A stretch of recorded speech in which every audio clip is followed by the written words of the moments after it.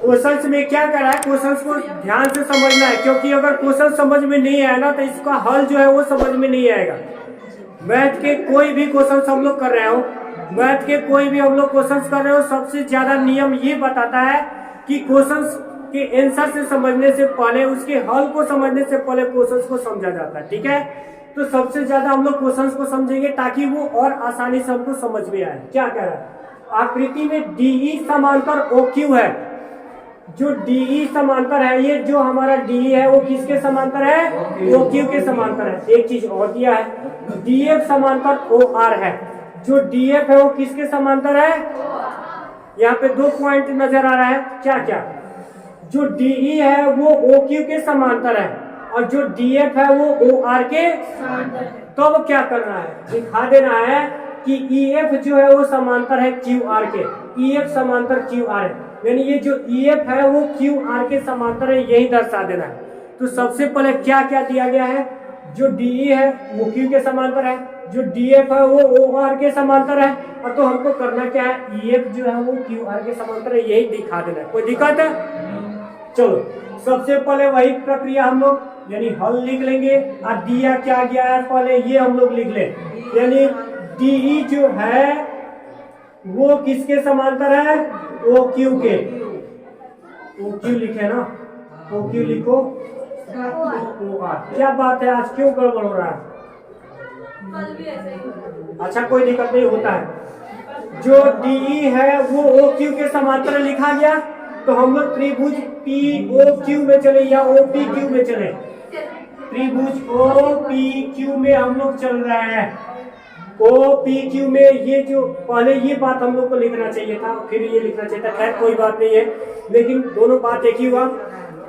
DE समांतर O Q, तो हम लोग इसके अनुपात को आसानी से लिख सकते हैं, कोई दिक्कत है नहीं। तो इसका जो अनुपात है वो लिख ले रहे हैं हम लोग, यानी पीई बटा ई क्यू लिख सकते हैं।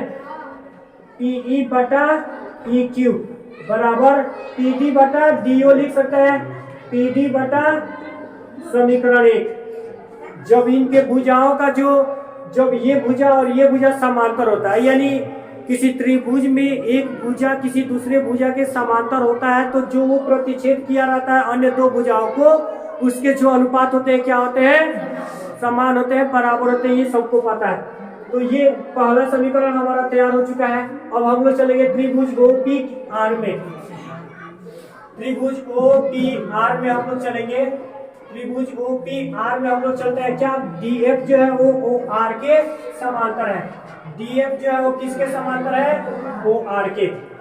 डीएफ समांतर ओ आर जब है तो इसको क्या लिख सकते हैं, पी एफ बटा एफ आर आप बराबर पी डी बटा डी लिख सकते हैं। यानी पी एफ बटा एफ आर बराबर पी डी बटा डी लिख सकते हैं। समीकरण, ये जो समीकरण 1 और समीकरण 2 जो आ रहा है ये अपने मन से नहीं आ रहा है, किसकी वजह से आ रहा है, प्रमेय के कारण आ रहा है, सबको पता है।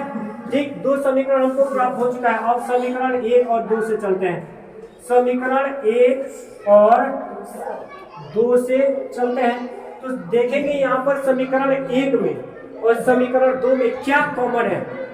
क्या कॉमन है, पी क्यू बटा डी ओ, और पी क्यू बटा डी ओ, यहाँ डी लिखा गया है क्या, नहीं, क्या दिक्कत कहाँ हुआ है, पी डी बटा डी ओ, पी डी बटा डी ओ इसमें है, इसमें सॉरी पी डी बटा डी ओ न होगा, यहाँ पर पी डी बटा डी होगा, यहाँ पर भी पी डी बटा डी ओ ही होगा।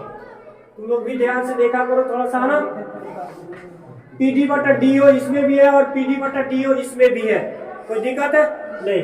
तो जो दोनों में है वो तो कैंसिल हो जाएगा, क्या बचेगा, पीई बटा ई क्यू, पीई बटा ई क्यू बराबर पी एफ बटा एफ आर। ठीक है, अब सुनो यहाँ पर एक बात समझना है, यहाँ पे हमको क्या मिला है कि पीई बटा ई क्यू, पीई बटा ई क्यू और पी एफ बटा एफ आर, पी एफ बटा एफ आर, यानी इन भुजाओं का जो अनुपात है वो क्या है। तो जब भुजाओं का अनुपात बराबर है तो ये जो भुजा होगा ये दूसरे के समांतर होगा कि नहीं होगा, बिल्कुल होगा। ये प्रमेय किसके वजह से, 2 से, प्रमेय 6.2 से, यानी जब यहाँ पर अनुपात होगा तो प्रमेय 6.2 से, प्रमेय 6.2 से क्या हो जाएगा, EF समांतर QR हो जाएगा। यही हमको प्रूव करना था, जो कि यहाँ पे हमको क्वेश्चन में दिया था। EF समांतर QR, EF समांतर QR जो है वो प्रूव हो चुका है। वो किस वजह से, प्रमेय 6.2 की वजह से। कोई दिक्कत है?